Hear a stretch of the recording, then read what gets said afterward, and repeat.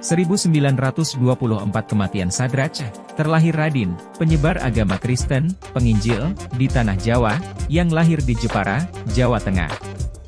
Gelar imamat Kiai masih melekat hingga kini, karena sebelum menjadi penginjil, dia adalah seorang muslim dengan banyak pengikut. Dalam penginjilannya Sadrah menggunakan metode berdebat. Namun sebagai penginjil pribumi Jawa, ia banyak mendapat penentangan di tengah kristenisasi Zending Belanda. Ia sempat ditangkap dan dipenjara oleh pemerintah Belanda karena dianggap sebagai ancaman politik yang potensial karena memiliki pengaruh yang kuat di kalangan pribumi. Tapi 3 bulan kemudian ia dibebaskan karena tiadanya bukti. Sadraj adalah nama baptisnya. Lahir 1835. 1945, Sultan Syahrir, intelektual, politisi dan pejuang kemerdekaan, dilantik menjadi Perdana Menteri Indonesia, 1945 hingga 1947.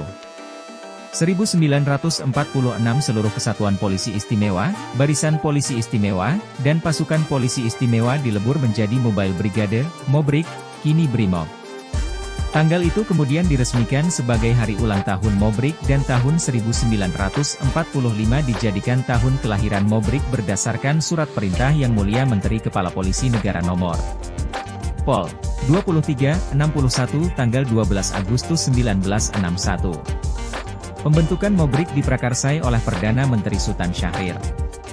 Selain untuk mempertahankan kemerdekaan, pembentukan Mobrik ini ditujukan Syahrir sebagai perangkat politik untuk menghadapi tekanan politik dari tentara dan sebagai pelindung terhadap kudeta yang melibatkan satuan-satuan militer. Tanggal 14 November 1961 ditetapkan sebagai Hari Brimob. 1949 pasukan Belanda menyerahkan kekuasaan militer kepada Tentara Nasional Indonesia, TNI, di Surakarta, Jawa Tengah. 1959 terbentuknya Penerbangan Angkatan Darat, Penerbat, untuk mendukung tugas TNI Angkatan Darat dalam mengamankan wilayah Negara Kesatuan Republik Indonesia dari berbagai ancaman.